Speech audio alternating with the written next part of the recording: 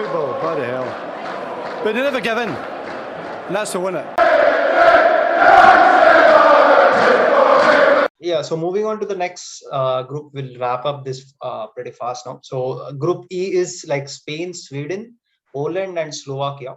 So Spain qualified as a Group F winners, Sweden qualified as the Group F runner-ups, Poland as the Group G winners, and Slovakia qualified through the playoff play B winners. So there is very little to talk about this group, but we'll start off with the like the major team out of it, which is the Spain.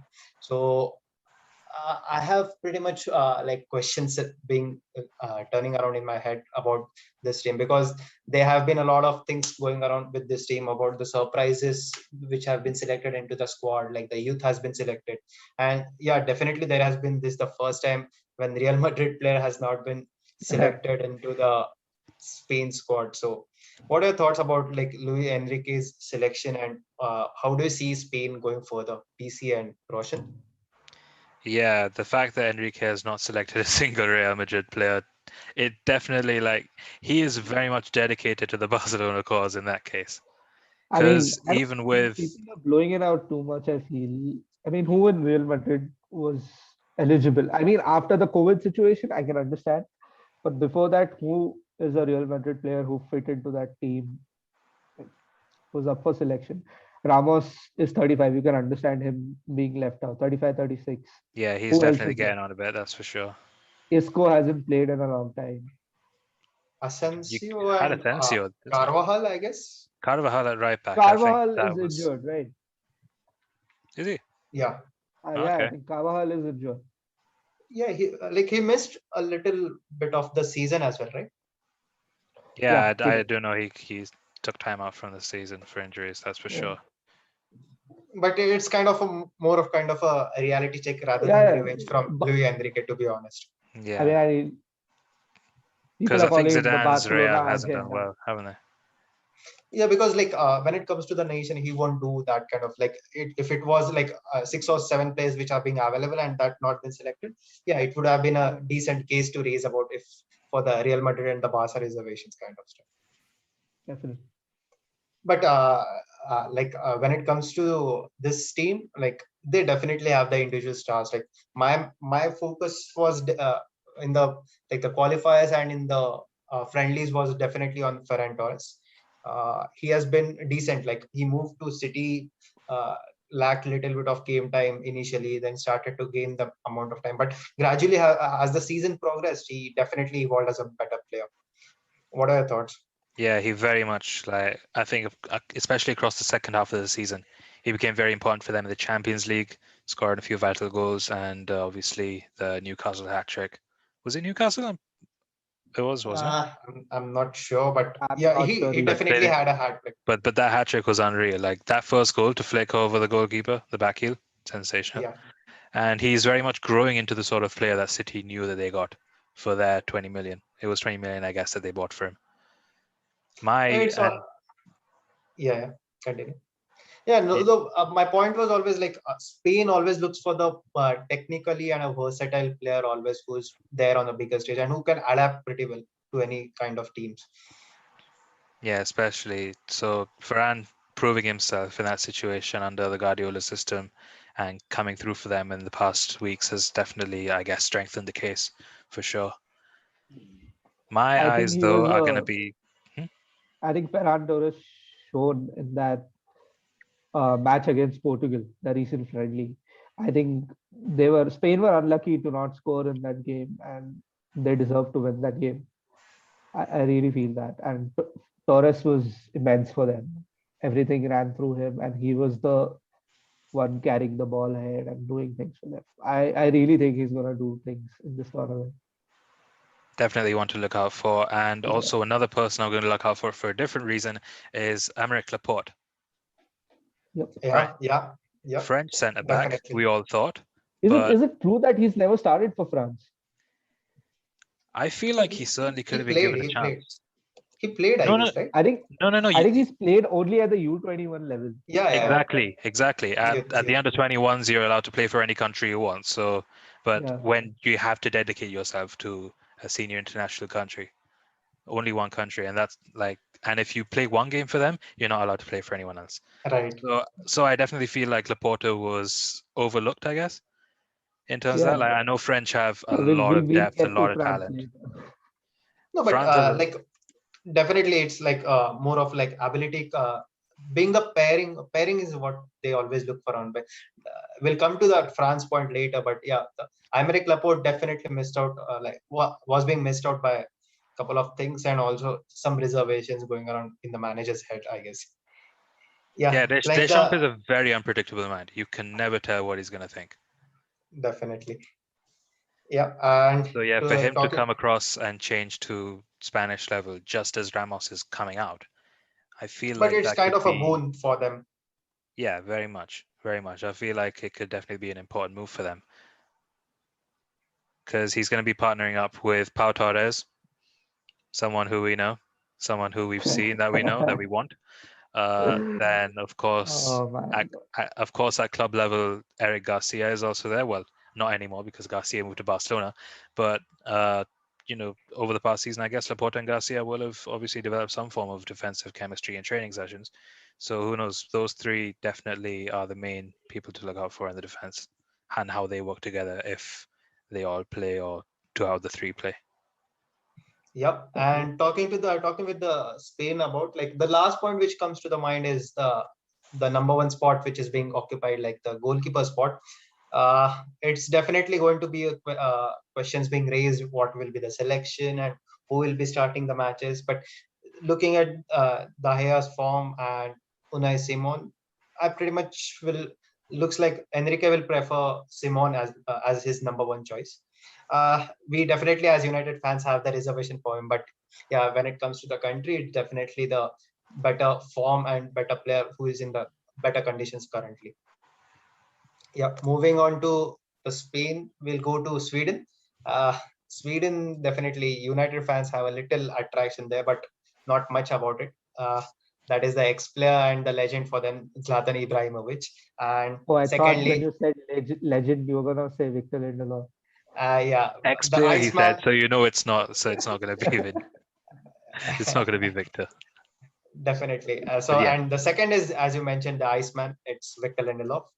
But yeah, nothing much expectations from this side. Only one point of attraction for me is the striker, uh, Alexander Isak, who has been a pretty decent lad this season. And considering the 17 to 18 goal contribution at the age of 21 is fair decent in a team like Real Sociedad. What are your thoughts? I think Sociedad as a whole, they are one of those teams who is going to threaten the big monopoly of Real and Barca because they were very much hyped up when Manchester United faced them in the Europa League. And, even though we did away with them pretty easily, they still have a fair bit of talent there. They still have the chemistry. They've got a team that can last for a good few years before actually like hitting their prime and everything. So it depends on how much they grow within those few years. But yeah, Sociedad have a very good team, and Isaac is crucial to that. And I remember like when he was first coming through, people already called him the next Zlatan. So there's a lot of weight on those shoulders already. But I Yeah. think like you said, those goal contributions speak for themselves. And if he can translate that to the international stage at his young age, it's very possible for him to do quite well. Yeah, definitely. That's the only focal point for Sweden, to be honest. But moving on to the Polish team, like I thought you were missing definitely. someone, in my opinion, in Sweden, especially since it's you, Dejan Kulusevski. Haven't you got any words for him? Honestly, I'm keeping it reserved for matches to come up because I missed out Sweden friendlies, honestly. So a little bit of like reservations for that, but definitely going on to the name, the season was pretty decent for him this time around. And looking at the manager, what his club had, and going into depth about it is not much of interest as of now. But yeah, as a player, he's definitely going to be looked out for. And yeah, that's all with Sweden. Should we go for the Polish, the king of clinical finishes? Let's move. One of the most Yeah, clinical strikers. Absolutely. We are talking about definitely Robert Lewandowski, the goal-flooded season for Bayern Munich, and definitely he will be starting and cannot be missed out. And definitely the irreplaceable striker for them. Like even if like I've seen the stats, like he almost played like 119 or 120 matches for the country, and he has scored every second match, man. So it's like 0.5 goal expectations That's an per match. So, incredible ratio. That's a brilliant ratio to have for your and country, for sure. and mostly with the team which he has around him. So that's what matter more. Like he doesn't have that much creativity what he gets at Bayern compared. So definitely he has the weight over his shoulders to carry upon. And the legend of all, the keeper Wozniak Szczesny is there as a showstopper and as the goal stopper there. The man who said that he replaced two of the greatest managers in history, so maybe he should be known as the greatest manager, the greatest goalkeeper in history as well. Definitely, We all definitely. we all know that. It'll be And funny if Fabianski starts. no chance, no chance, to be honest. Like Wozniak is like that kind of a player who will come into the press and definitely make sure that he exposes the manager if something goes around like this. Fair enough, man. Fair enough. Yeah. Okay, but like there is one name which we have been seeing it for a while in the team. Like most probably he'll go around after the Euros. Like Krajovic, who has been there in the team and who has played for a while now. So, Krikowiak, yeah. but there is nothing much to talk about because just the age which and the numbers which are talking around. But the one more thing which I want to point out is the red card specialist from the team, and definitely the Southampton guy, Bednarek, which I'm talking around. But when it comes to the international stage, does it matter? What do you think? Like, will it be a different ball game altogether when it is for the country and when it is for the Southampton, or like how it will be? Yeah, I'm very sure like they're completely different environments. And because I think Bednarek is like he's got experience on his side, like even though he's only 25 years old, playing in a league like the Premier League, it definitely requires guts, requires leadership for his team. And him partnering up with Vestergaard has done very well as well. So he is going to be, I feel, their main defender because he's going to be partnering up with a much more experienced centre back in Kamil Glick. So Yeah. who we remember from Monaco. But I feel like in terms of defensive onus, not just Szczesny, it's going to be put primarily on Bednarek as well. And I feel like he's going to do okay. Yeah. Fair enough. Fair enough. And wrapping up with this last name into the group, and like definitely Sousa will have his call over the formation what they played. But Piatek, like who went viral with his gunshot celebration. So Yeah. I'm not sure if he will get lined up as the front liner, but due to the presence of Lewandowski, but definitely he will also make an impact to the bench as well. Yeah, definitely. I feel like he started off really well in his career, and I think he got the big move to Milan. It didn't work out. Yeah. Went back to Genoa, and I think he needed that fresh start, and he's been scoring a load of goals again. So he's definitely someone to look out for, regardless of formation or game time. He's definitely someone who will pose a threat whenever he gets the ball. Yeah, definitely. Like players like him, like sometimes the environment matters. Like we have seen with Piatek, and even we have seen with Luka Jovic. So definitely the environment where they play it matters a lot for them. Such kind of players. Yeah, but moving on with that, it's the last group and definitely the group of death we are talking about. It's going to be a nightmare of last 10 minutes of the stream, and yeah, but still we'll wrap it up with the bigger stage. So Germany, France, Portugal, and Hungary. So pretty much like the last name is the Hungary, which most probably won't be talked much around, and one of the weakest link into the groups. So we'll start off with the biggest name, Germany, rather than France, to be honest. The Save the best for last.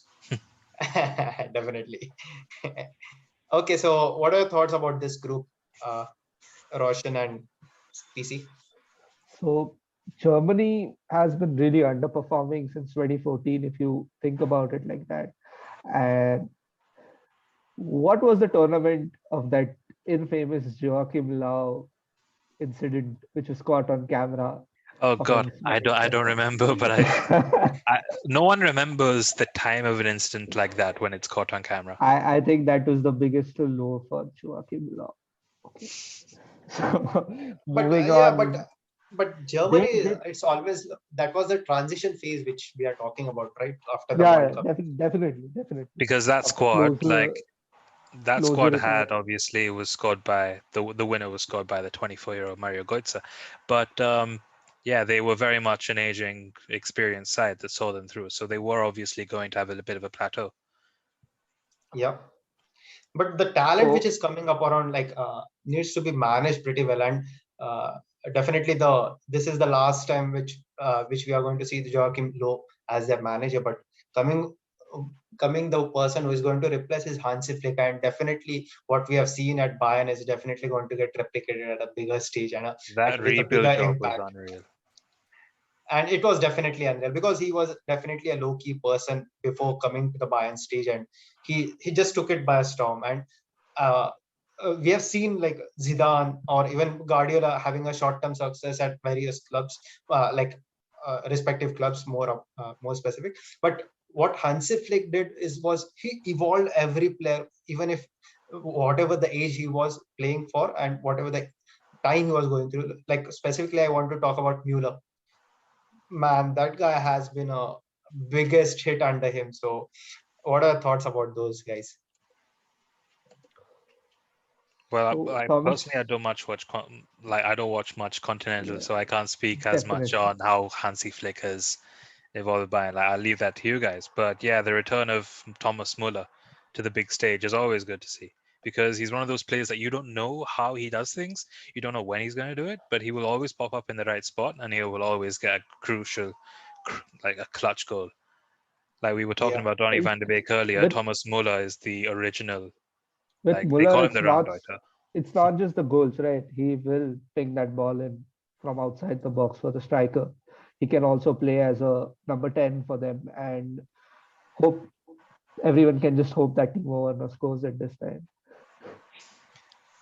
Let's see. definitely. But yeah, the Coming, point which you mentioned, what PC and Roshan mentioned, like about the team which needs to be clicking around entirely. Like, who do you think should lead the line? Should it be Timo Werner or like Mueller should be pushed ahead and made as a striker rather than a number 10? I think Werner's pace is essential for them. So you wouldn't start Muller as himself. Werner either starts on the left wing and Muller starts as a striker, maybe. That's possible. But then they have Leroy Sané and Serge Gnabry on the right. So And it's a also the very name which you are difficult, missing out is the Kai Havertz. Kai Havertz. I was thinking definite. because he he has had a rough season. Let's be honest. Coming to Chelsea, he had a rough start to the season, and even Yeah, with Thomas Tuchel, he the favored him playing in German. a slightly deeper role. And yeah, Werner being up top, his pace is vital. It's crucial for sure because not many can beat him when he breaks the line. The Yeah. problem is what happens when he gets to the shot. Absolutely. That's where I was coming to. But what do you think? Like, should Havertz lead the line or should Werner be I the think leading the line? I it's don't think he about should lead the opposition. line. I It's don't think about Havertz should lead the line just yet. yeah, definitely not. I think it's about opposition. I think Havertz and everyone can play against a side like France, who has a very You froze, man. You froze. Oops. Oh, this ain't good. Cut the recording. Someone cut the recording. उसके पास ही है सब. Oh god. Edit करेगा कोई बात नहीं. हाँ, correct.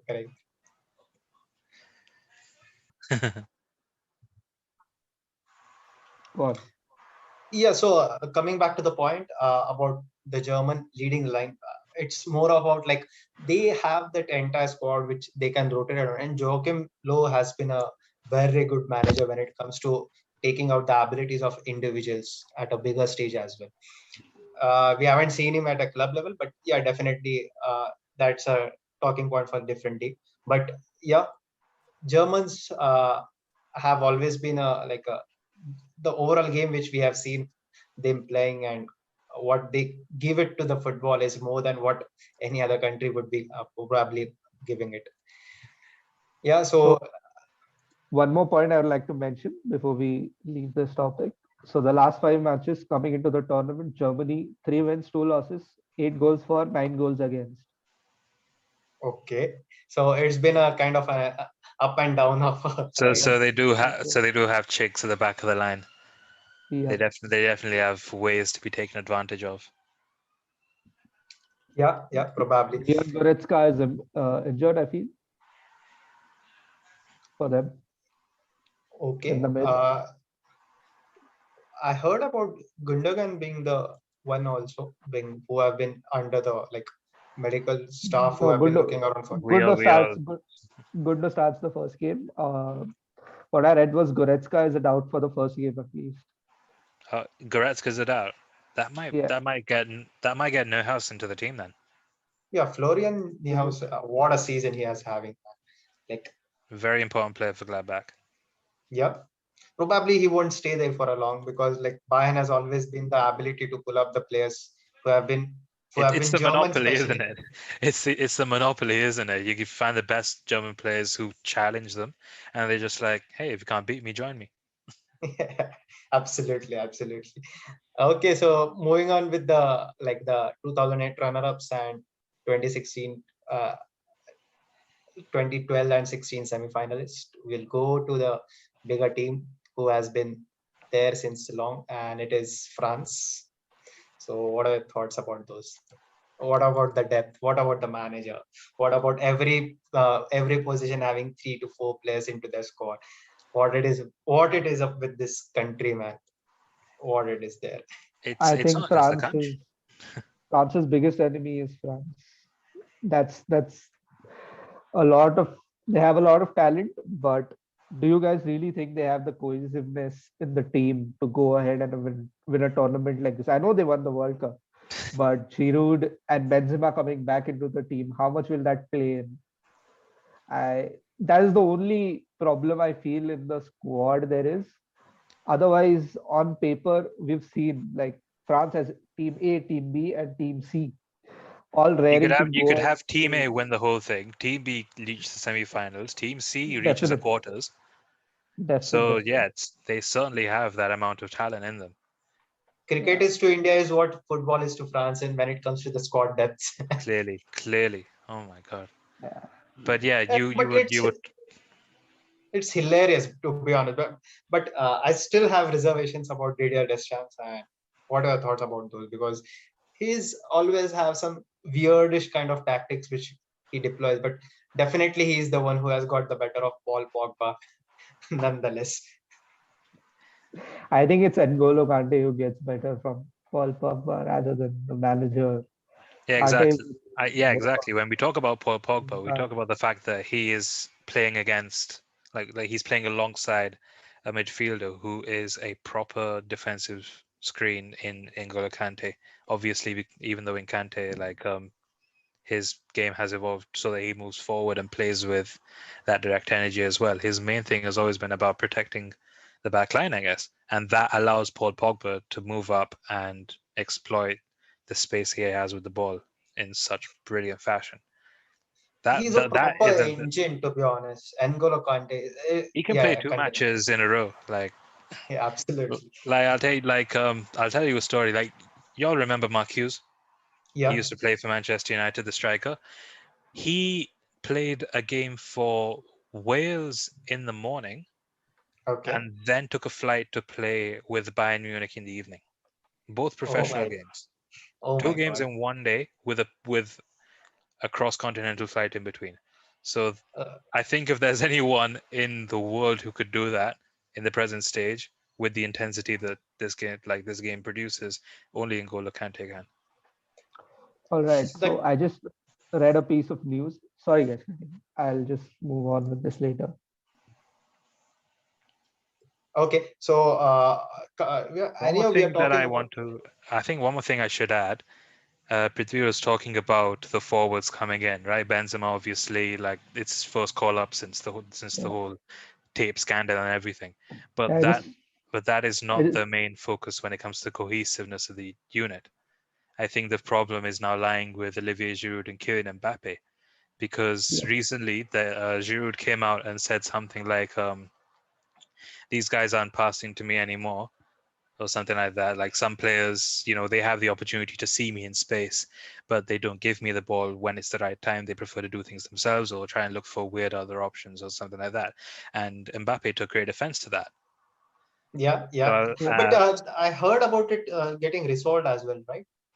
that's the thing. Like, when you're playing for a country that's just won a World Cup, it's a small matter. Like, you can resolve it in training and then just get on with the game, because at the end of the day, you're not playing for yourselves. Yeah, So absolutely. it's very easy to resolve for a team like France.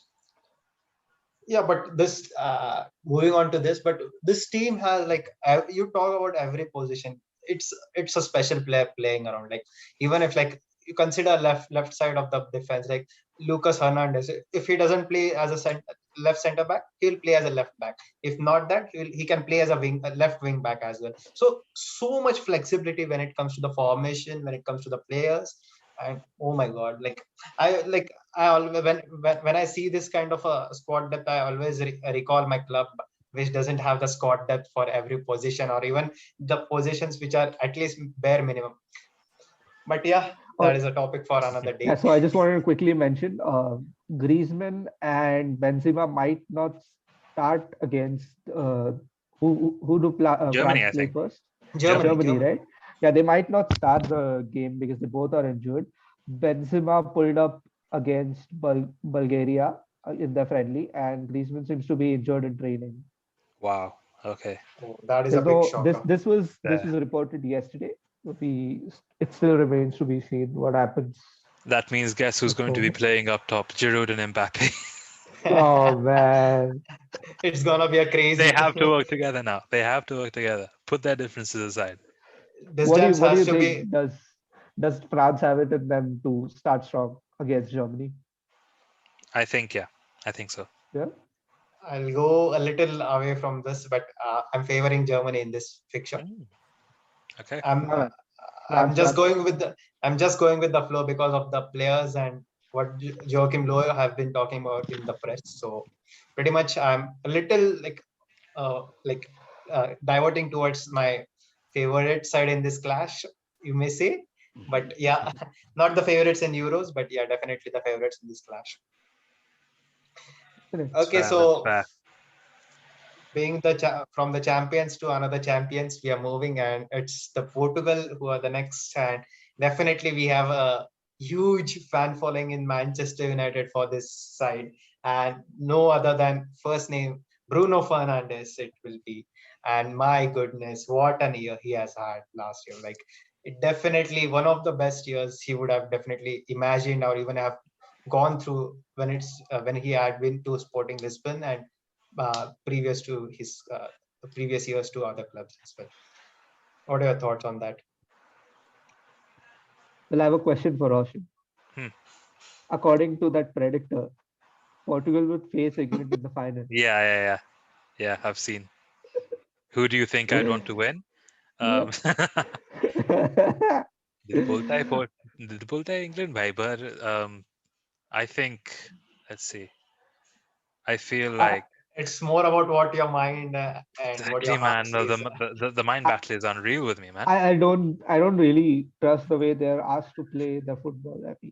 I feel for a team like that who's that attacking, and I mean the way they play, it's just No, boring. but it's just crazy around like how without Ronaldo also they can be definitely a bigger threat, because it's not Ronaldo which we'll be all talking throughout this discussion. But if you Exactly, yeah. look at their front line, Rafa, like Andre Silva, Yota, Eo Felix, they have pretty decent number of players, and also they have the quality to be leading the lines as well. So it's not only about Cristiano Ronaldo this time around, but it's more about like Cristiano will be the actuator kind of the system, which will be just displaying out the Exactly, yeah. He'll goals get or things ticking, and if they need a goal at a crucial time, he's the guy to pop up for it. absolutely. And I'm not sure who will be pairing in the middle about it. Will it be Carvalho, Danilo, or like Leo Martino and Ruben Dives? But definitely Renato Sanchez that's is a also there. yeah. And he also had a decent season this time around. Finally, Yeah, I We think were after the talking Golden about Boy thing and his move to Bayern Munich, like it all collapsed for him. He went to Swansea. He didn't do well there, so he needed a fresh start. And I think he's done very well. He's playing for Lille now, right?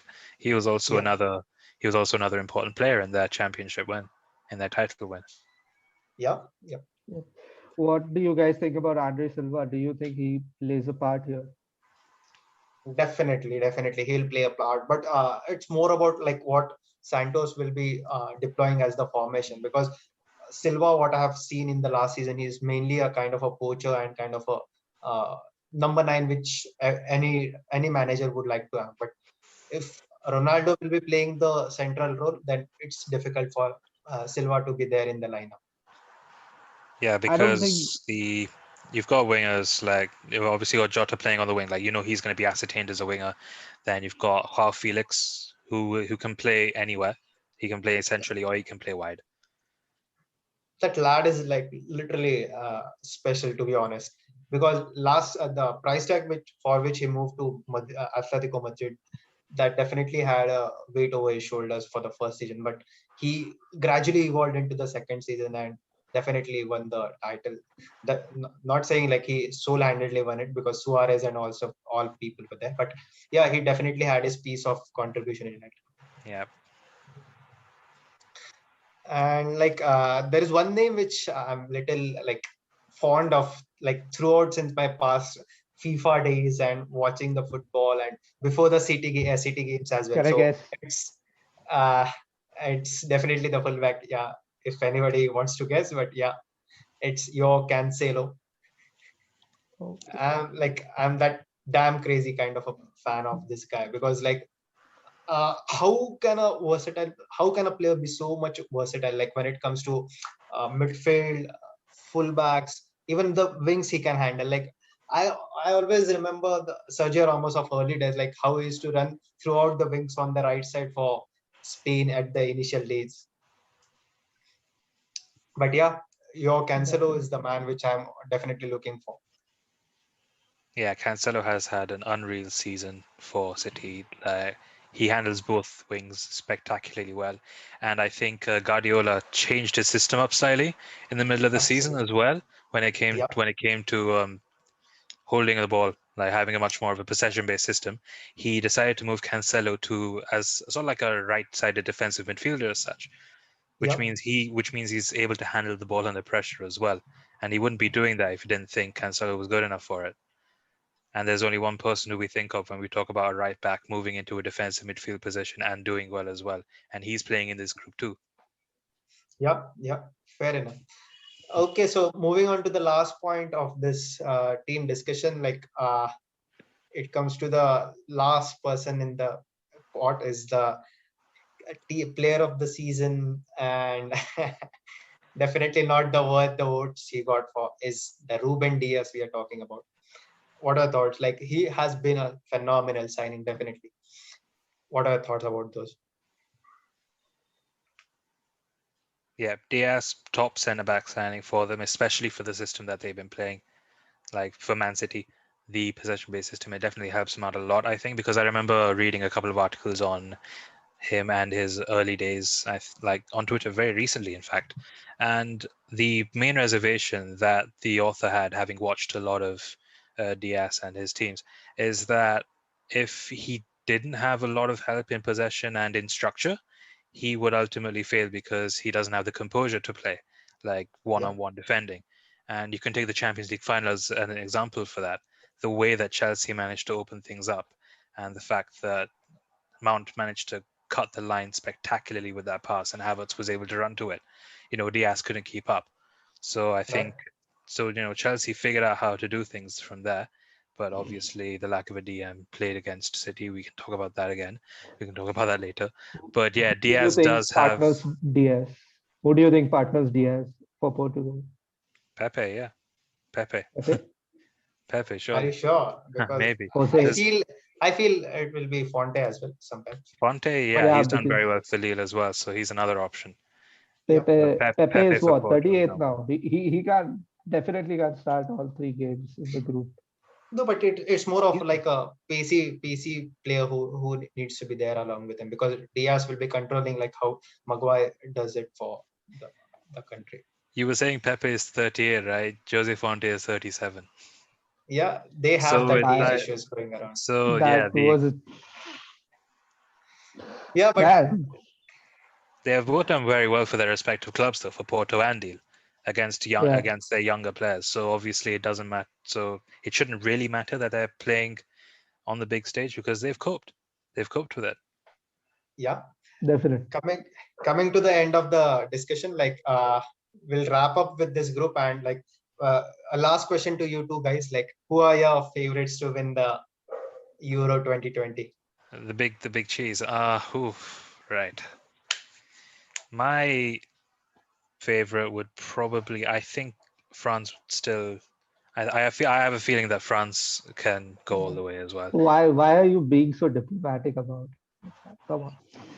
If I told you, Just say it. if I told you Just England say was, it. if I told you it was coming home, then it would be coming home. But I'm not going to say that it's coming home because it's not going to be coming home. Is it Yeah. going to be coming home? I'm not sure.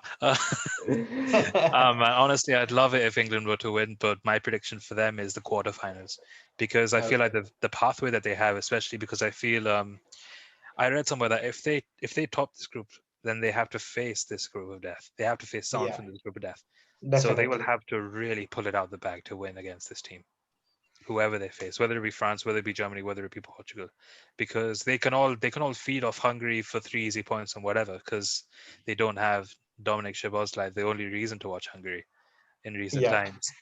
Unfortunately, the poor guys are injured, so we know that these three may qualify as best third places. But yeah, I think if Hungary draws a game against one of them, it's gonna be a massive upset. it would be Yep. It'll just Definitely. take one draw. It'll just take one draw to cause an upset in that group. Okay, moving on to that. Like, what do you think, PC? who's your overall winner? Yes, we lost him in the middle. We lost him again. All right, there again. Oh, I'm pretty much sure like it will be either France or Germany itself. But towards the more inclining side, it should be France. Looking at the squad and their depth. Exactly, they should they should be able to deal with any situation with one substitution. Yeah. That's Coming- very much their thing. Definitely. I guess. Prithvi, are you there?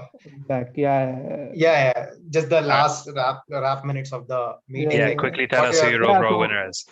So I feel it's gonna be between France and Belgium. If I have to say it, it'll be France. Fair I mean, enough. So I looks like we three are on the same page, but to make it a differential, I'll go with Germany then. Fair enough. We'll My see, man. differential We'll is see. Italy. My differential maybe was well be Italy then. Definitely. Even my differential would be Italy. All right, Okay, there we then. go. With this, we'll wrap up the today's stream, and let's Yep. meet up with some new time and with some new agenda. For then, time to say bye bye.